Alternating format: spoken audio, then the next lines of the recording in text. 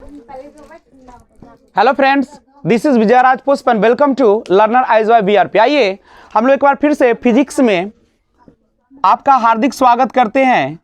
Physics में नहीं, मतलब फिजिक्स क्लास में। ओके, और भौतिकी का यह पार्ट जो आएगा आपका पार्ट 6 लेकर आया हूं आज।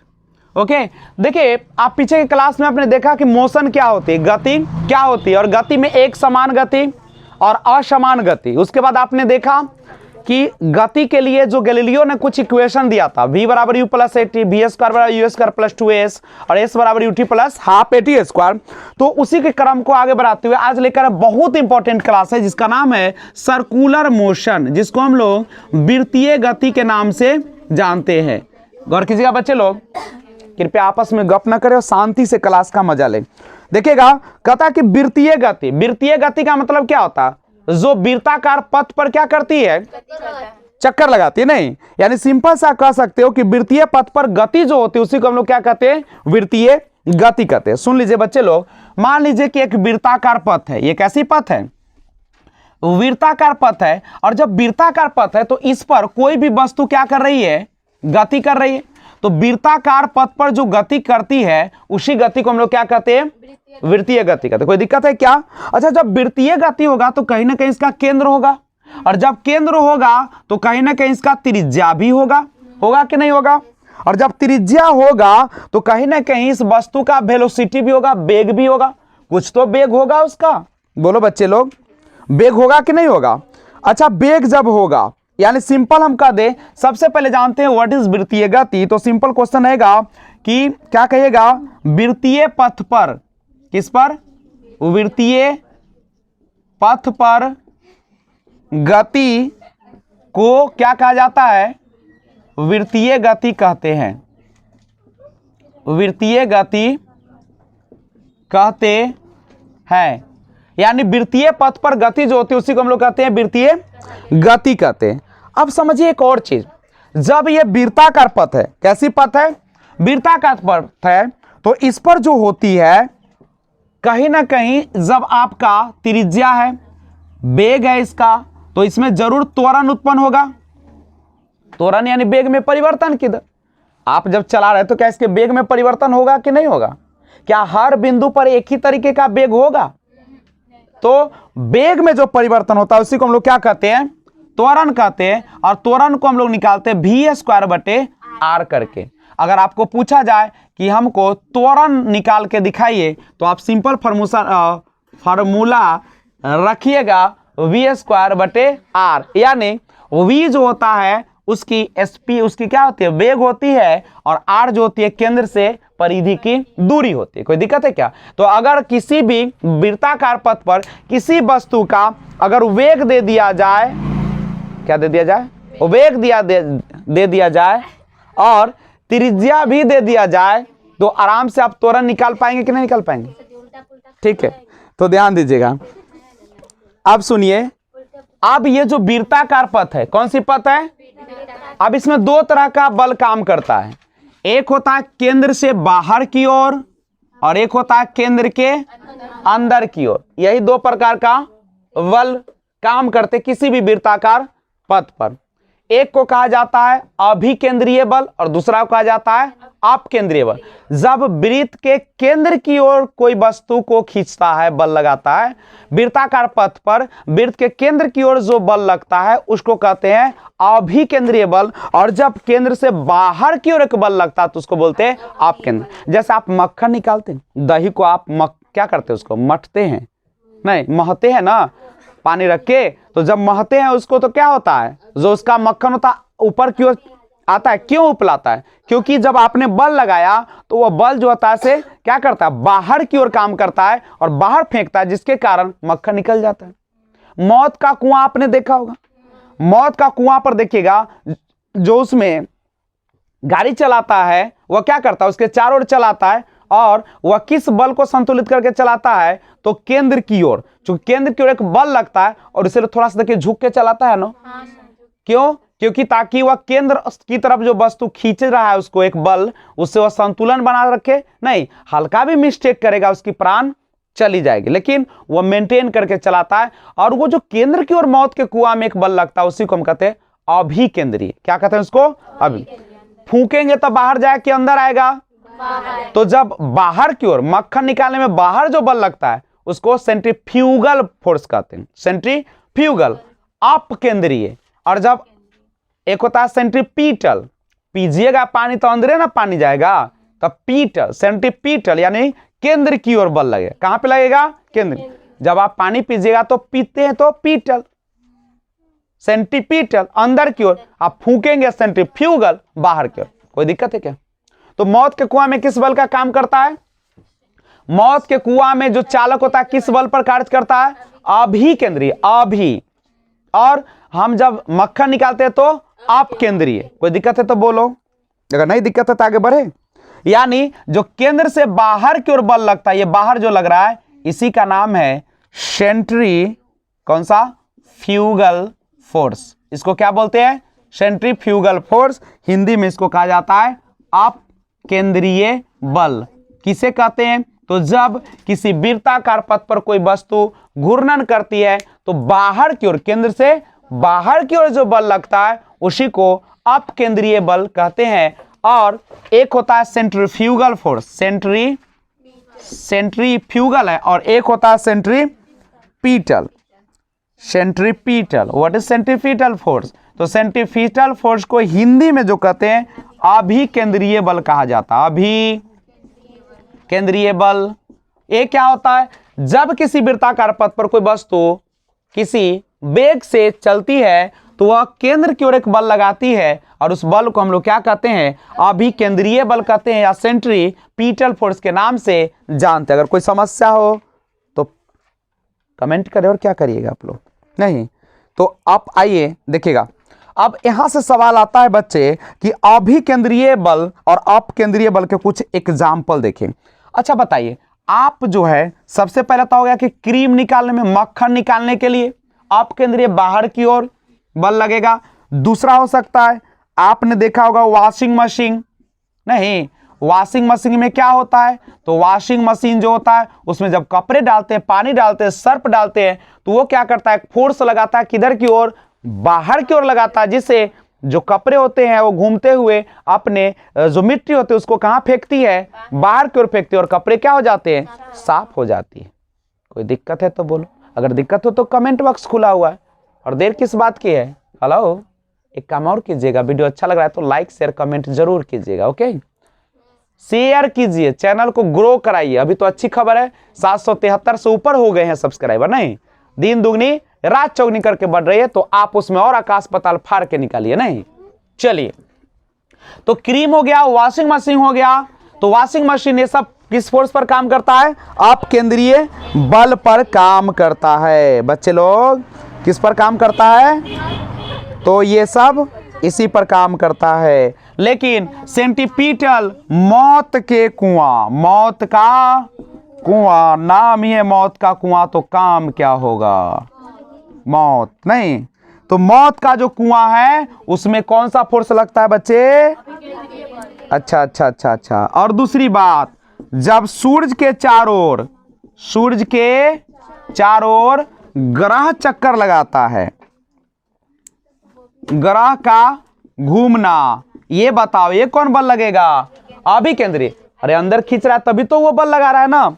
और तीसरा एक और चीज देखिए, आप देखे होंगे न्यूक्लियस, देखिए नाभिक, नाभिक के चारों ओर, नाभिक के चारों ओर कौन चक्कर लगाता है बच्चे लोग? इलेक्ट्रॉन जो चक्कर लगाता है वह किस कारण से लगाता है? अभी तो यही क्वेश्चन आपसे पूछा जाएगा, और आप लोग तो है तेज, कहीं दिक्कत तो होने वाली। तो याद रखिएगा कि किसी भी वृत्ताकार पथ पर v वेग से r त्रिज्या पर कोई वस्तु अगर घूम रही होती है तो उसका अगर त्वरण निकालना हो, वेग में परिवर्तन निकालना हो, तो आप v²/r फॉर्मूला लगाकर निकाल लेंगे। तो देर किस बात के? स्क्रीनशॉट प्लीज ले लीजिए। आइए एक और चीज जानने का प्रयास करें। कोई भी वस्तु अगर वृत्ताकार पथ पर चल रही है, किस पर चल रही है? वृत्ताकार पथ पर चल रही है, इसकी त्रिज्या कितनी है? आर, वेग कितना है v, और मान लीजिए कि वह उसका कुछ मास है, तो हर बिंदु पर उसका क्या होगा, एक वेग में परिवर्तन होगा। तो वेग में परिवर्तन होगा तो उसको एक्सेलरेशन कहेंगे, त्वरण कहेंगे इसको। अब समझिए, अगर हमको पता करना हो कि कितना इस पर बल लग रहा है इस वस्तु पर, तो न्यूटन के दूसरा नियम F बराबर ma से जो एक बल का व्यंजक निकलता है, क्या इस फार्मूला से हम नहीं निकाल पाएंगे। m होगा इसमें मास, m हो जाएगा इसका मास, a हो जाएगा एक्सेलरेशन, मतलब ये हो जाएगा द्रव्यमान, और ये किसका हो जाएगा त्वरण, और F हो जाएगा बल, यानी बल बराबर हो जाएगा द्रव्यमान गुणे त्वरण। तो कोई भी वस्तु वृत्ताकार पथ पर जिसका कुछ द्रव्यमान दिया गया है, और अगर वह चक्कर लगा रही है v वेग से और उसका त्वरण भी दिया गया हो, तो क्या उसका हम बल नहीं लगा सकते, कितना बल लगा रही है, निकाल सकते हैं कि नहीं। जैसे एक क्वेश्चन देखिए, एक्सेलरेशन ACCLE, चलिए जैसे एक क्वेश्चन है, देखिए क्वेश्चन है कि 10 केजी का एक वस्तु, गौर कीजिएगा, 10 केजी का एक वस्तु 7 मीटर त्रिज्या, 7 मीटर त्रिज्या के वृत्ताकार पथ पर 14 मीटर प्रति सेकेंड की वेग से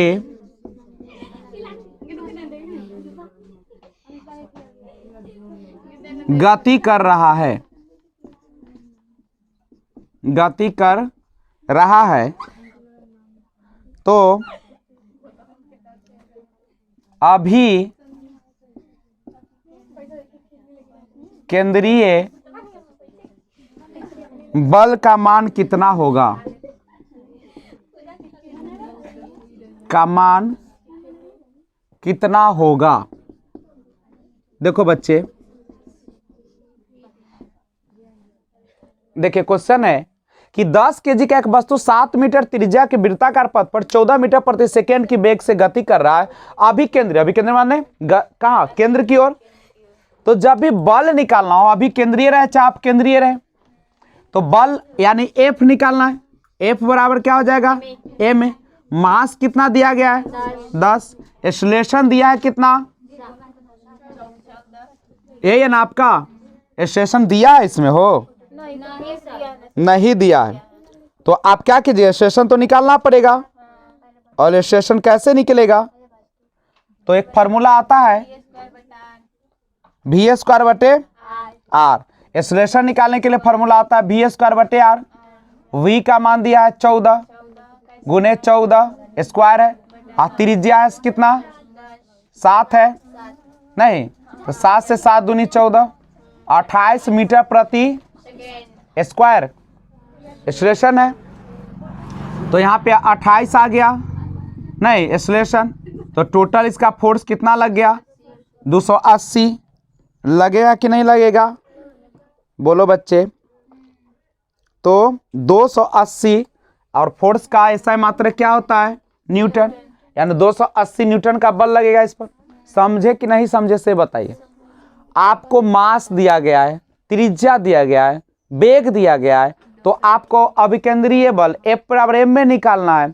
तो वहां से पहले हम a का मान निकालेंगे v² बटे r से, v का मान आपको 14 दिया गया है, r का मान दिया गया है, वहां से हमने त्वरण निकाल लिया।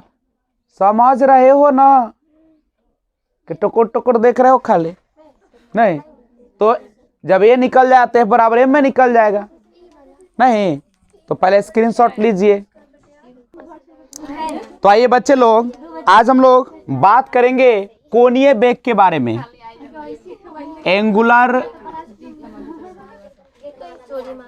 Angular velocity.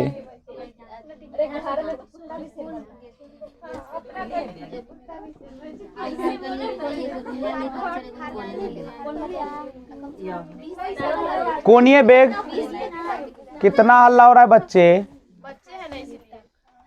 शांत रहिए। तो आइए कोणीय वेग के बारे में जानिएगा। कहता है कि कोई भी वृत्ताकार पथ हो, कोई भी वृत्ताकार पथ हो और उस पर जब कोई गतिशील कण होते हैं, नहीं कोई गतिशील कण होते हैं, तो वृत्त के केंद्र से मिलाने वाली रेखा, वृत्त के केंद्र से मिलाने वाली रेखा, ठीक है, 1 सेकेंड में, कितने सेकेंड में, 1 सेकेंड में, गप नहीं कीजिए बच्चे लोग, ओए, 1 सेकेंड में कहता है जितने कोण से घूम जाती है, मान लीजिए कितना कोण से घूम गया, थीटा से, तो यह जितने कोण से घूम जाती है उसी को हम लोग क्या कहते हैं, उसका कोणीय में। यानी वृत्ताकार मार्ग पर गतिशील कण को वृत्त के केंद्र से मिलाने वाली रेखा, वृत्त के मिलाने वाली रेखा 1 सेकेंड में जितने कोण से घूम जाती है उसे उस कोण का कोणीय वेग कहते हैं। और इस कोणीय वेग को हम लोग ओमेगा से सूचित करते हैं। किससे? कोणीय वेग को किससे सूचित करते हैं? ओमेगा से। नहीं, और ओमेगा बराबर फॉर्मूला होता है थीटा बटे टी। थीटा बटे टी। थीटा होता है जो 1 सेकेंड में केंद्र पे जितने डिग्री से घूमती है, और टी होता है उसका समय जो लेता है। यानी 1 सेकेंड में जितने डिग्री से घूम जाती है वही उसका कहलाता है कोणीय वेग। ओमेगा बराबर फॉर्मूला हो जाता है थीटा बटे टी। कोई दिक्कत है तो बोलो। अच्छा, मान लीजिए यदि कण 1 सेकेंड में, यदि कोई कण है, मान लीजिए कि ए है कण, कौन कण है? ए। और ए जो है 1 सेकेंड में, 1 सेकेंड में n चक्कर लगाती है। कितना चक्कर लगाती है? तो ओमेगा बराबर क्या हो जाएगा? 2 पाई n हो जाएगा। 2 पाई n हो जाएगा। क्यों हो जाएगा 2 पाई n भाई? चूंकि एक चक्कर में कण 360 डिग्री से घूमती है। एक चक्कर जब पूरा लगाएगा तो कितना डिग्री का कोण बनेगा? तो n चक्कर लगाएगा तो 2 पाई n से घूमेगा। कितना से घूमेगा? अब एक और चीज समझिएगा। कहता है कि 1 सेकेंड में जो दूरी तय करता है, दूरी, तो वह क्या करता है? जितना उसका परिधि होगा उतना ही तो दूरी तय करेगा। परिधि मतलब टोटल लंबाई। वृत्त के परिधि मतलब टोटल लंबाई, कितना लंबा है वही ना उसका दूरी होता है। तो वृत्त की परिधि, और अगर n बार घूमेगा तो n से क्या करना पड़ेगा? गुना। अब यहां पे समझो, आप कोणीय वेग बराबर निकाला, 1 सेकेंड में n चक्कर लगाता तो कोणीय वेग उसका हो जाएगा 2 पाई n। लेकिन दूरी निकालना हो तो वृत्त के परिधि 2 पाई r, और n चक्कर लगा रहा है तो क्या हो जाएगा? 2 पाई, यहां पे गौर करो, 2 पाई n दे दे और गुने r, और 2 पाई n को हम लोगों ने क्या कहा है? देख लो, ओमेगा। तो यहां पे हम ओमेगा गुने r लिख सकते हैं। बोलो, यानी यहां से निकल सकता है रेखीय, क्या निकल सकता है? देखिएगा, रेखीय चाल निकल गया। ये क्या निकल गया? और रेखीय चाल बराबर फॉर्मूला होता है कोणीय चाल गुने त्रिज्या। एक बार फिर से समझिए इस चीज को। कहता है कि 1 सेकेंड में चली गई दूरी अगर निकालना हो 1 सेकेंड में, तो दूरी जाएगा एक चक्कर में 2 पाई r, और n चक्कर लगाएगा तो 2 पाई n हो जाएगा, 2 पाई r n हो जाएगा, 2 पाई r n। और वो जो चलता है उसी को नाम क्या कहते हैं? उसका। और यही उसका, ये जो दूरी निकालते हैं, ये जो दूरी निकाले, यही जाना जाता है कौन चाल के नाम से? रेखीय चाल। और 2 पाई देखिए 2 पाई n को हम लोग कहते हैं कोणीय चाल। कोणीय चाल और r है, तो अगर आपको रेखीय चाल निकालना होगा तो फॉर्मूला ओमेगा गुने r लगाकर आसानी से क्या कर सकते हैं। अब हमारे न्यूटन महोदय, जो हमारे फिजिक्स के जनक है, वो कौन है? Father of physics is called Newton. किसको कहा जाता है? न्यूटन को। लेकिन मॉडर्न फिजिक्स का अगर पिता कहा जाए तो आइंस्टीन। तो कौन हो जाएगा? अल्बर्ट आइंस्टीन को कहा जाता है। कंप्लीट है। तो न्यूटन महोदय ने गति का 3 नियम दिया। नहीं, गति मोशन का क्या नियम दिया? 3 नियम। पहला नियम उन्होंने दिया, क्या दिया? कि यदि कोई वस्तु विराम अवस्था में है तो विराम में ही रहना चाहती है, और गति में है तो गति में ही रहना चाहती है। क्या कोई दिक्कत है? बोलो। कब तक ऐसा करेगी? जब तक बाह्य बल न लगाया जाए। जैसे मान लीजिए हम दौड़ रहे हैं और कोई हमको अगर रोकेगा तो रुकेंगे कि न रुकेंगे? लेकिन अगर दौड़ रहे तो क्या होगा? इच्छा, दौड़ते रहे।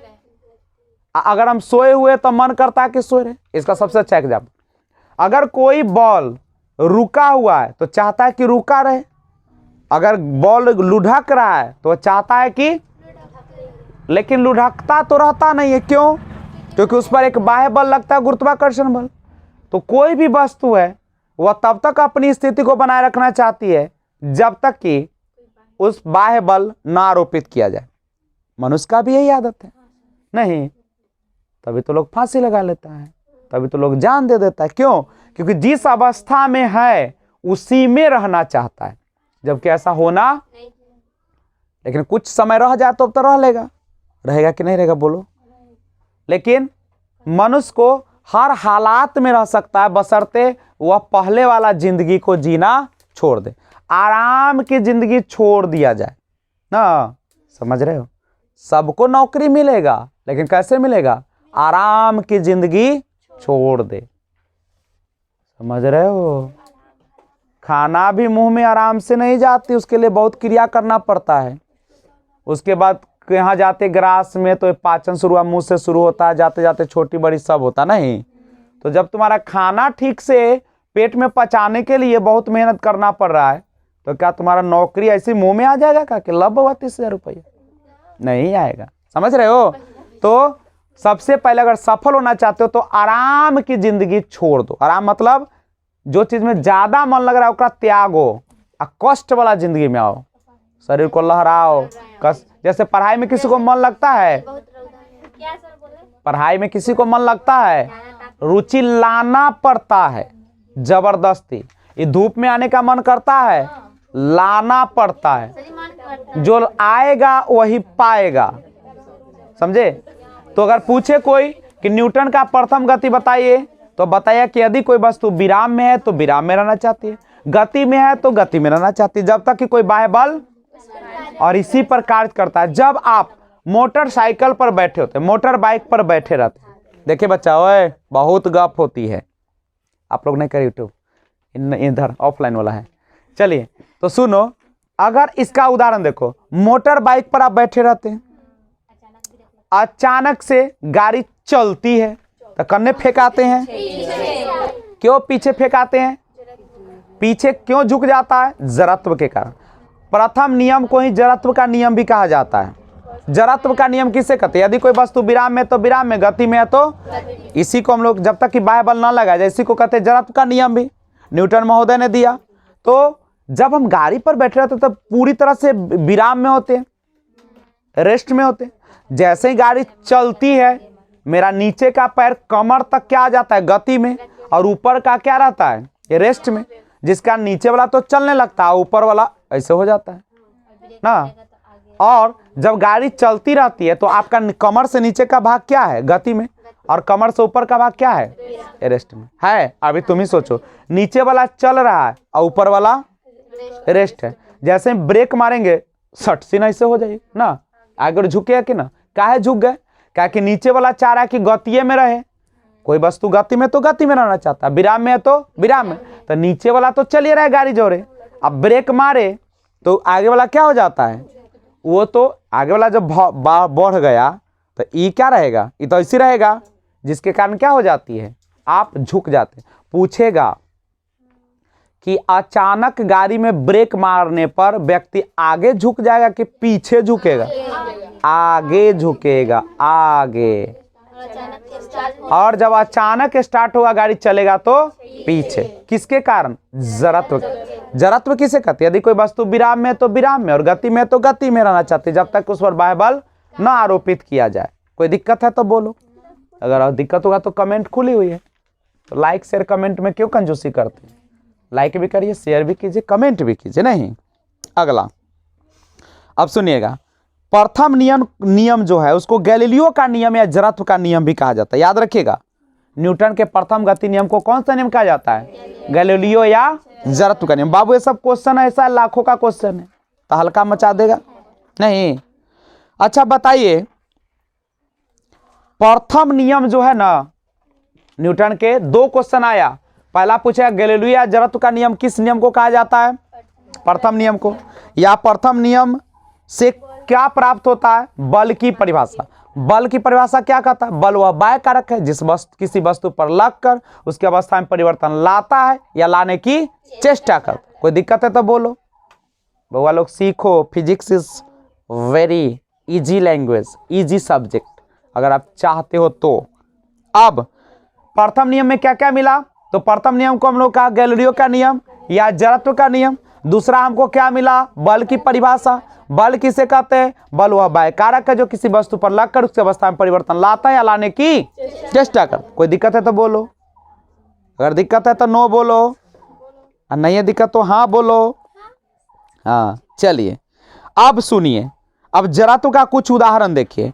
ठहरी हुई मोटर या रेलगाड़ी का अचानक चल पड़ने पर उसमें बैठे यात्री पीछे की ओर झुक जाते हैं, और चलते हुए मोटर कार के अचानक रुकने पर उसमें बैठे यात्री आगे की ओर झुक जाते हैं। कंबल को हाथ से पकड़कर डंडे से पीटने पर धूल के कण झरकर कहाँ गिरेगा? झरकर गिर जाता है, नीचे गिर जाता है। तो बकलोलवा से कहता है कि कैसे गिर जाता है? अरे कैसे नहीं गिरेगा, ये रेस्ट में है, ये कंबल है। क्या है? कंबल है, और उसमें क्या है? मिट्टी का कण है। मारे डंटा से एक डंटा तो कमरवा तो भाग गया, जो मिट्टी का कण था वो किस अवस्था में रहना चाहा? विराम में, तो बेचारा लोथ की तरह नीचे आ गया। ढूंढ ना, उड़ता नहीं है सर, उड़ता भी है नहीं। तो कहने का अर्थ है कि किसके कारण? जड़त्व के कारण। किसके कारण? आप समझिए, संवेग के बारे में थोड़ा सा जानकारी ले लीजिए, ठीक है। देखिए, अब संवेग किसे कहते हैं? किसी वस्तु के द्रव्यमान और वेग के गुणनफल को क्या कहा जाता है? यानी वेग और द्रव्यमान। वेग, संवेग को हम लोग जनरली डिनोट करते हैं पी से। पी बराबर क्या होता है? एम भी। यानी किसी भी वस्तु में मास हो और उसका वेग को गुना कर दिया तो क्या निकल जाता है? संवेग। और संवेग का जो ऐसा मात्रक होता है, जैसे मास का होता है किलोग्राम और वेलोसिटी का क्या होता है? मीटर प्रति सेकेंड। मीटर प्रति सेकेंड, तो हम इसको ऐसे लिख दे, किलोग्राम मीटर सेकेंड पर ऐसे। तो पूछेगा P माने संवेग, P माने क्या होता है? और संवेग, संवेग किसे कहते हैं? तो याद रखिएगा, संवेग किसी वस्तु के द्रव्यमान और वेग के गुणनफल को क्या कहा जाता है? संवेग। एक बार डेफिनेशन के साथ हम लोग कर लेते हैं। संवेग बराबर हो जाएगा किसी वस्तु के वेग और गुणे कौन चीज? द्रव्यमान। तो वेग और द्रव्यमान नहीं, यानी हम कह सकते हैं कि किसी भी वस्तु के द्रव्यमान और वेग के गुणनफल को उस वस्तु का संवेग कहते हैं। बोलो दिक्कत है तो? अगर दिक्कत नहीं तो अगला नियम पर बढ़ जाएंगे हम तुरंत। कौन सा बाबू? दूरी समझिएगा, सिंपल समझो। किसी भी वृत्ताकार पथ पर कोई वस्तु अगर 1 सेकेंड में जितने कोण से झुक जाती है या जितना डिग्री कोण बनाती है केंद्र पर, उसको कहते हैं ओमेगा। ओमेगा बराबर होता है जितना कोण बनाया और जितना टाइम लिया का अनुपात, थीटा बाई टी। कोई दिक्कत है तो बोलो। कोई भी वृत्ताकार पथ है अगर बच्चे, कोई वृत्ताकार पथ है बच्चे, तो वृत्ताकार पथ पर जो चक्कर लगाता है, एक चक्कर में 2 पाई आर, एक चक्कर में 2 पाई आर, जितना लंबाई होगा उतने ना दूरी तय करेगा। तो एक सेकेंड में अगर लगाना हो, इसको लगाना है कितना सेकेंड में? 1 सेकेंड, तो पूरा होता है 2 पाई आर। अगर हम त्रिज्या को 1 लेकर देखें तो हमारा ओमेगा कितना आ जाएगा? 2 पाई एन आ जाएगा। 1 सेकेंड मान लो कि एक चक्कर लगाता है 2 पाई आर से, तो 1 सेकेंड में n चक्कर लगाना है, तो 1 से लगाया 2 पाई, तो n से लगाएगा 2 पाई एन। अरे एक बार घूमा तो 2 पाई आर, यानी 2 पाई 1 सेकेंड की बात कर रहे हैं। तो n सेकेंड में कितना चक्कर लगा, n चक्कर कितना देर में लगाएगा, 2 पाई n लगाएगा। लगाया कि नहीं लगाएगा? फिर से सुनिए, इस पॉइंट को थोड़ा गौर से समझिए। कहता है कि यदि कण 1 सेकेंड में n चक्कर लगाता है तो ओमेगा 2 पाई n, क्योंकि एक चक्कर में कण 2 पाई 360 डिग्री रेडियन से घूम जाती है। क्या डिग्री से? 2 पाई 360, एक चक्कर। 360 का मान यहाँ पे एक दाग पूरा घूम गया, तो वहां पे बोला कि क्या बोलता है, 2 पाई 360, एक चक्कर में 2 पाई 360 पूरा एक चक्कर। तो n चक्कर लगाना है तो कितना कर देगा, 2 पाई n हो जाएगा। आप वृत्ताकार पथ है, अगर हम कोई पूरा दूरी निकालना हो कि एक चक्कर में कितना n चक्कर में कितना दूरी तय किया, तो एक चक्कर लगाने में 2 पाई आर दूरी तय होती है। ये हमने ओमेगा निकाला।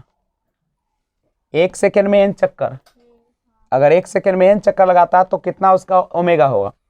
आप पूछ रहे हैं दूरी, कितना दूरी तय करेगा, वृत्त की परिधि एक दाग घूमेगा पूरा लंबाई, तो हो जाएगा एक चक्कर 2 पाई आर। अब कै बार घूम रहा है, n बार घूम रहा है, तो 2 पाई आर गुने n, यानी 2 पाई n गुने आर है। सर तो वो वहाँ पे 2 पाई n गुने आर क्यों किया? ये कितना चक्कर लगा रहा है, एक चक्कर में कितना दूरी तय करेगा, 2 पाई। तो n चक्कर में कितना दूरी तय करेगा, 2 पाई आर n करेगा। तो हमने 2 पाई n यहाँ पे इसलिए कर लिया, आर को इधर कर दिया क्योंकि हमको इस फॉर्मूला है ओमेगा, तो इसके जगह पे ओमेगा बैठा देंगे, इसके जगह क्या बैठा देंगे, आर त्रिज्या बैठा देंगे। तो यहाँ से रेखीय चाल निकल जाएगा। हम लोग बात कर रहे थे संवेग पर, संवेग की बात हो गई समाप्त। पहले स्क्रीनशॉट ले लिए होंगे, कब ले लिए? अगर नहीं लिए तो P बराबर mv का ले लीजिए स्क्रीनशॉट। नहीं तो हम लोग आगे बढ़े, जो नहीं लिखे उसको लिख लीजिए, नहीं तो पूरा स्क्रीनशॉट ले लीजिए।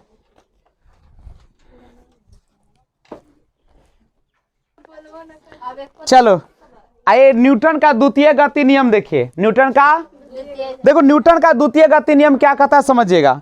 किसी वस्तु के संवेग में परिवर्तन की दर उस वस्तु के आरोपित बल के समानुपाती होता है। मतलब समझ रहे हो, किसी भी वस्तु के संवेग में जो परिवर्तन होता है उसका दर उस वस्तु पर आरोपित बल के क्या होता है, समानुपाती होता है, तथा संवेग परिवर्तन मूल की दिशा में होता है। अब यदि आरोपित बल F बल की दिशा में उत्पन्न त्वरण A और वस्तु का द्रव्यमान m हो, तो न्यूटन की गति के दूसरे नियम के अनुसार F बराबर क्या हो जाएगा, ma। F बराबर क्या हो जाएगा, ma। मतलब समझे, किसी भी वस्तु पर जो उसका मास होगा, द्रव्यमान होगा, नहीं वह क्या होता है, उसके त्वरण के गुणनफल के बराबर लगेगा। अच्छा मान लो किसी भी वस्तु को किसी द्रवीय पदार्थ में हम डुबाते हैं, किसमें डुबाते हैं, द्रवीय पदार्थ में डुबा दिए, तो डुबाते हैं तो कैसी प्रतीत होती है, हल्की प्रतीत होती है। और जब बाहर निकालते हैं तो पानी से बाहर निकाल देते हैं तो वह भारी प्रतीत होता है। ऐसा क्यों? जब किसी वस्तु को किसी द्रव पदार्थ में डुबोई जाती है तो वस्तु अपने द्रव्यमान के बराबर क्या करती है, उस जल को पर बल लगाती है। तो जल भी क्या करेगी, नीचे से बल लगाएगी, और जिस बल को वह लगाती है नीचे से जल, उसको कहते हैं उत्प्लावन बल। और ये जो घटना है इसको कहा जाता है उत्प्लावनता। फिर से सुनिए, किसी भी वस्तु को द्रव पदार्थ में डुबोई जाती है तो जिस बल के से वह क्या करती है, द्रव पदार्थ उस वस्तु पर बल लगा के उसको ऊपर की ओर धक्का देती है, उसको उत्प्लावन बल कहते हैं। कौन सा डुबाना बोल रहे हैं, या उसको ऑन के डुबाते? अब सुनिए, किसी भी, जैसे आप बकेट को कुआं में ले जाते हैं, पानी भर जाता है, नीचे चला जाता है, जब पानी में रहता है आप खींचते हैं तो कितना हल्का प्रतीत होता है, लगता है कि कोई बल ही नहीं है। आपका रस्सी जो है दिखेगा नहीं, ऐसे ऐसे हो जाता है, नहीं मुड़ जाता है। लेकिन जैसे ही पानी से बाहर निकालते हैं वो भारी प्रतीत, क्यों? क्योंकि जब तक वह द्रव में रहा नीचे से एक बल लगा, उत्प्लावन बल, और जिसके कारण क्या होता है, आसानी से वो चलाते हैं। तो सुनिएगा, किसी भी द्रव में डूबोई हुई वस्तु अपने द्रव्यमान के बराबर द्रव पर क्या करती है, एक बल लगाती है, और जिस बल से द्रव उसको ऊपर की ओर धक्का देती है उसी को कहते हैं उत्प्लावन बल। तो द्वितीय गति नियम क्या कहता है कि यदि किसी वस्तु के संवेग में परिवर्तन की दर उस वस्तु पर आरोपित बल के समानुपाती हो, संवेग में जो परिवर्तन की दर होगा अगर उस वस्तु पर आरोपित बल के समानुपाती हो तथा संवेग परिवर्तन बल की दिशा में होता है। यानी न्यूटन के द्वितीय गति नियम से हमें बल का व्यंजक प्राप्त होता है। पूछता है क्वेश्चन कि बल का व्यंजक किससे निकलता है, न्यूटन के द्वितीय गति नियम से निकलता है। F बराबर ma, बल का व्यंजक, बल का व्यंजक, यही क्वेश्चन आपके लिए हिट हो गया है। बल का व्यंजक न्यूटन के कौन गति नियम से मिलता है, द्वितीय गति नियम से। पहला से क्या मिला, जड़त्व का नियम, गैलीलियो का नियम, और क्या मिला, बल की परिभाषा। द्वितीय से क्या मिला, बल का व्यंजक। द्वितीय गति नियम समझ में आया। किसी भी द्रव में कोई वस्तु को डुबोई जाती है तो उस अपने द्रव्यमान के बराबर जल को हटाती है, नहीं, उसे ही हम लोग क्या कहते हैं, न्यूटन का द्वितीय गति नियम। और तृतीय गति नियम तो अनहरियों में याद रहेगा, नहीं, प्रत्येक क्रिया के बराबर और विपरीत प्रतिक्रिया होती। मारेंगे एक तबराक तो गलबो मारेगा एक तबराक हमरा, तो कोई देखे ट्राई करवा के ठीक है यानी कहने का अर्थ है कि आप किसी भी वस्तु को जितना बल लगाएंगे आप पर भी क्या करेगा, उतना ही बल। जैसे हम इस धरती पर मारते हैं जितना लात से पैर से, उतना ही वह हमको भी मारता है, तो हम लोग आगे की ओर बढ़ते हैं। जैसे अगर मान लो कि यहाँ पे अगर इस गांव के बराबर पहाड़ को गिरा दिया जाए तो जितना वजन होगा, जितना बल है, उतना नीचे गड्ढा कर देगा।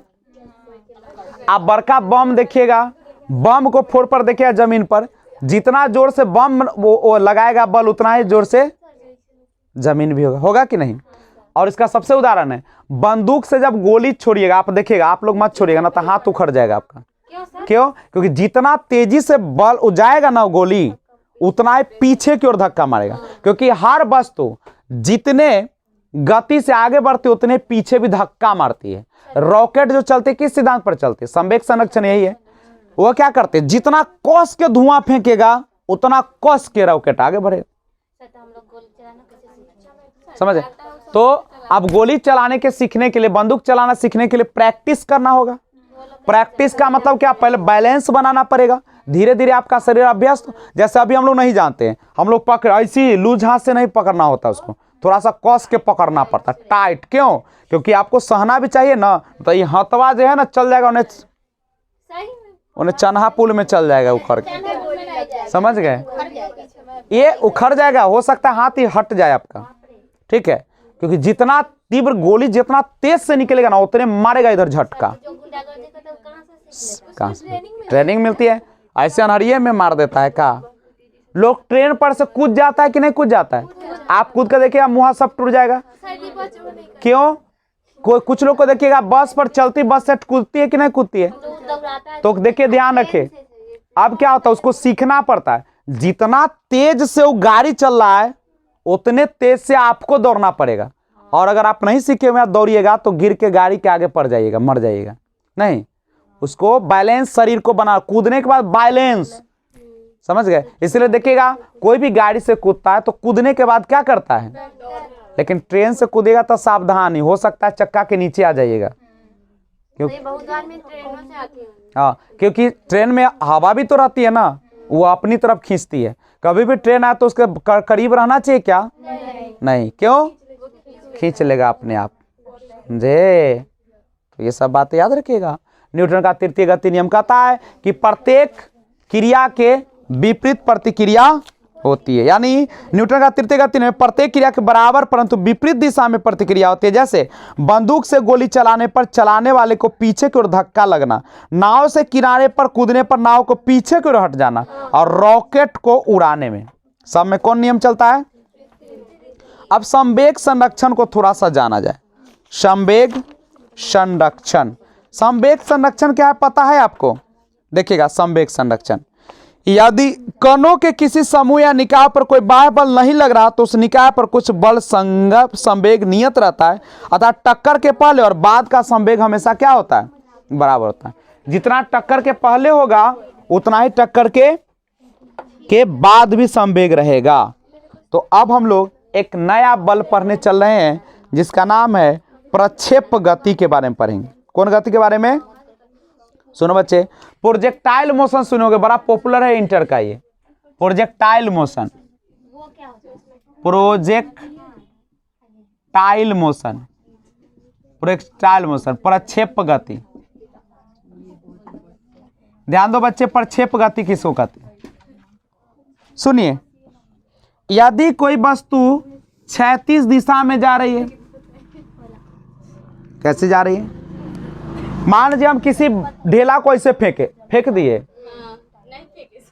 ठीक है, तो ये जो होगा ऐसे जब फेंक रहे हैं ऐसे, तो देखो ऐसे फेंक रहे तो क्षैतिज फेंक रहे हैं, हम ऊपर से इसको गिराए नीचे आएगा ऊर्ध्वाधर।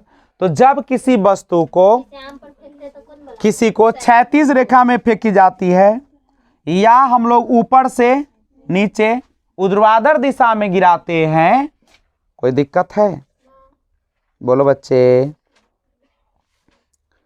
तो सुनिएगा, यानी ऐसा गति, सुनो, प्रक्षेप गति किसको कहते हैं? इसका डेफिनेशन कहता है कि ऐसा गति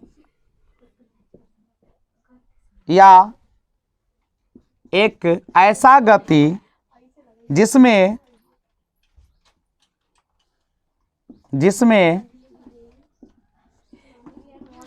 दो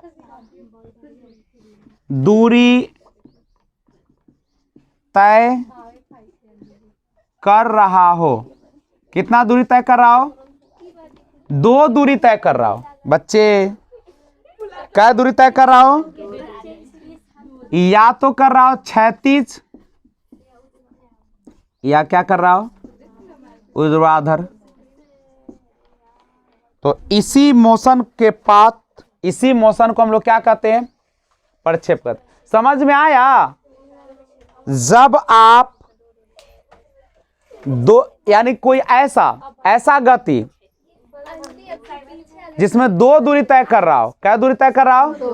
या तो क्षैतिज कर रहा हो या ऊर्ध्वाधर कर रहा हो, तो ये दोनों जब गति करता है तो उसी को हम लोग कहते हैं प्रक्षेप गति। क्या कहते हैं इसको? अगर मान लीजिए आपने, यार देखिए, कोई भी आपने पत्थर को फेंका, देखो ना बचवा, सबका नजर यहाँ रखो, पढ़ने में मन नहीं लगता आजकल, टाइम बर्बाद मत करो किसी का।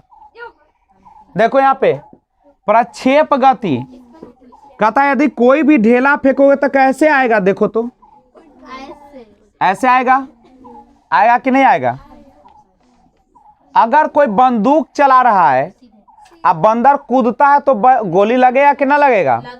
लग जाएगा। क्यों?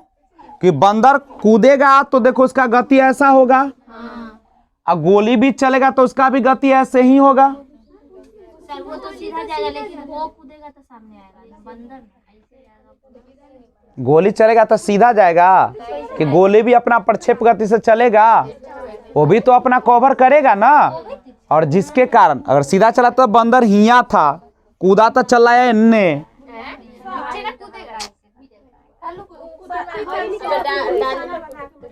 अरे तो अभी कूदेगा तो डायरेक्ट धरती में घुस कर कूदवाई का कि पहले मारोगे जम? कूदे नहीं हो, बुढ़ा गया कूदे नहीं हो। चलो देखो, बुढ़ारियों में कत जवाने हैं।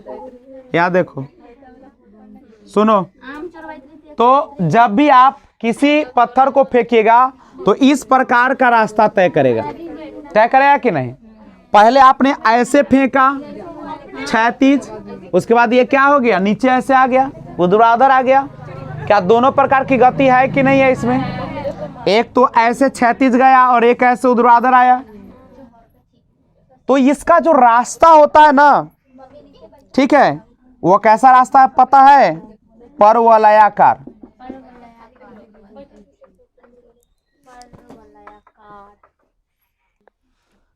तो यहाँ पे समझिए, कभी कभी क्वेश्चन पूछता है कि प्रक्षेप गति जो होती है उसका रास्ता कैसा होता है, पथ कैसा होता है, परवलयाकार होता है।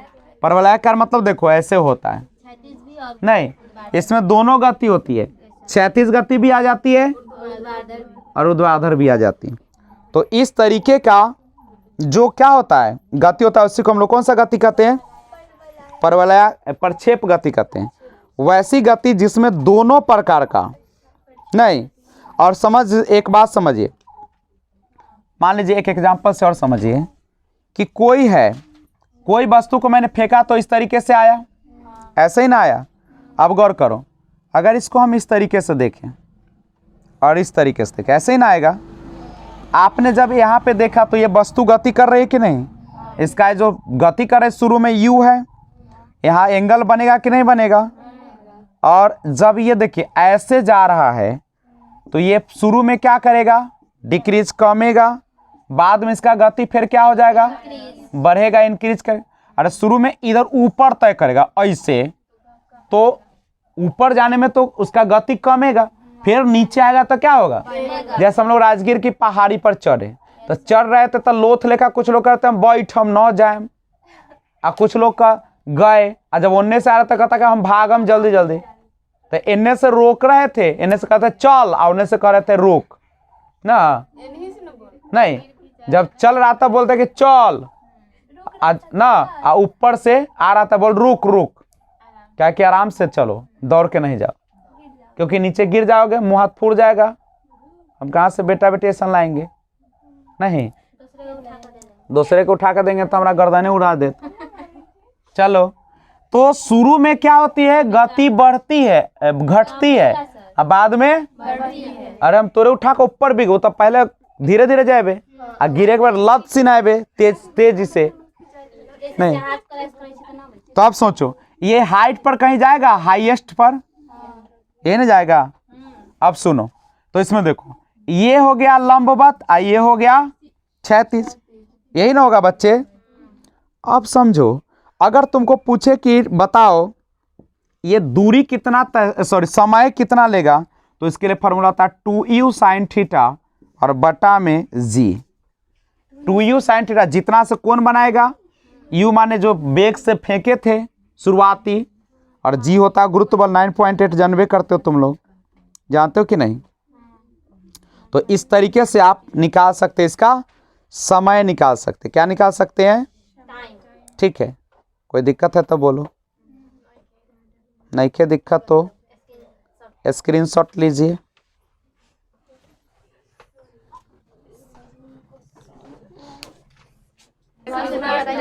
तो आइए एक नया चैप्टर शुरुआत करते हैं, इसका नाम है आवेग। क्या नाम है उसका, इसको इंग्लिश में इम्पल्स कहा जाता है, इम्पल्स। आवेग किसे कहते हैं, वेग में परिवर्तन की दर को आप क्या कह रहे थे, संवेग किसको कह रहे थे आप लोग, वेग में परिवर्तन की दर को त्वरण कहते थे। और संवेग क्या था, मास गुने वेलोसिटी, नहीं द्रव्यमान को अगर हम वेग से गुना कर दे तो वही क्या कहलाता है, तो वही कहलाता है आपका कौन चीज, संवेग कहलाता है। नहीं, एक बात और समझिए, अब हम लोग जो बात करने चले हैं वह किसके बारे में बात करेंगे, आवेग के बारे में। नहीं तो ध्यान देते हैं, दे ध्यान। चलिए तो आवेग के बारे में जानते हैं फिर से, आखिर आवेग क्या होता है। कहता है कि संवेग में परिवर्तन को आवेग कहते हैं। संवेग में, संवेग बराबर फॉर्मूला होता है m गुने v, मास गुने वेग, और इसमें जो परिवर्तन आता है, संवेग में जो परिवर्तन होता है उसी को हम लोग क्या कहते हैं, संवेग में परिवर्तन को आवेग कहते हैं। संवेग में परिवर्तन को क्या कहते हैं बच्चे लोग, यानी अच्छा बात करो, कुछ बात करो। मान लीजिए कि अंतिम संवेग था pf, शुरुआती संवेग था pi, इनिशियल और फाइनल, नहीं तो जब शुरुआत है तो वो हो गया pi और अंत होगा तो क्या होगा, बोलो बच्चे, अंत होगा तो ये होगा। नहीं, अब एक बात और समझिए, मान लीजिए बउआ सुनो, सुन लो बच्चा।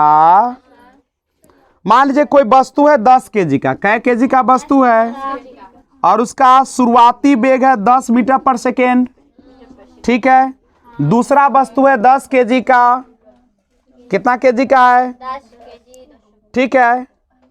अच्छा एक बात समझो, अगर इसका हमको निकालना हो समवेग, इसका क्या निकालना हो तो फॉर्मूला होगा एम भी, एम का मान है 10, भी का मान है 10, टोटल कितना हो जाएगा बच्चे, 100 होगा कि नहीं होगा। और ये एम का होता है केजी, अब वेलोसिटी होता है मीटर प्रति सेकेंड, तो ऐसा होगा कि नहीं होगा, बोलो कहीं दिक्कत है तो।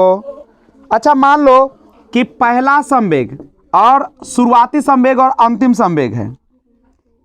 अब इसको समझो, मान लो जो अंत में था 200, अब लास्ट में शुरू में कितना था 100, तो इसका टोटल संवेग अगर पूछा जाए तो कितना हो जाएगा, इतना केजी मीटर पर सेकंड होगा कि नहीं होगा। आप पढ़े ना कि संवेग जो होता है वह टक्कर से पहले और टक्कर के बाद दोनों हमेशा क्या होता है, बराबर होता है। तो मान लो शुरुआत में था 100 और अंत में उसका संवेग कितना हो गया 200, नहीं अरे बोलो ना बच्चे। संवेग समझते हो क्या होता है, मास और वेग को गुना करने पर, मान लो शुरू में हमने किसी का मास को और उसके वेग को गुना किया तो 100 केजी मीटर पर सेकेंड है। फिर दूसरा वस्तु का निकाला 50 केजी का चाहे 100 केजी का, तो उसका कुछ और निकलेगा कि नहीं। शुरुआती वाले को पीआई कहेंगे और लास्ट वाले को, दोनों का अंतर निकालेंगे तो ये फाइनल संवेग निकलेगा कि नहीं निकलेगा, बोलो बच्चे। और नहीं तो इसको भी हटाओ, थोड़ा सा बाद में बात करो अपना मन से। मान लीजिए दिया रहे संवेग तो अब समझो, यानी पूछे संवेग क्या है तो संवेग में परिवर्तन को क्या कहते हैं, आवेग। संवेग में परिवर्तन को क्या कहेंगे, आवेग। अच्छा संवेग में परिवर्तन कैसे होगा, अंतिम घटे शुरू, अंतिम घटे शुरू, वही जो परिवर्तन होगा उसी को आवेग कहेंगे, कहेंगे कि नहीं कहेंगे। तो इसको क्या करो, इसको स्क्रीनशॉट लो, केवल जानो अभी कि क्या होती है। तो फिजिक्स का जो ये पार्ट था आज यहीं पे समाप्त करते हैं। अगर वीडियो अच्छा लगा है तो लाइक शेयर कमेंट जरूर कर दीजिएगा। ओके, तो मिले फिर एक और वीडियो के साथ, तब तक टेक केयर, बाय बाय।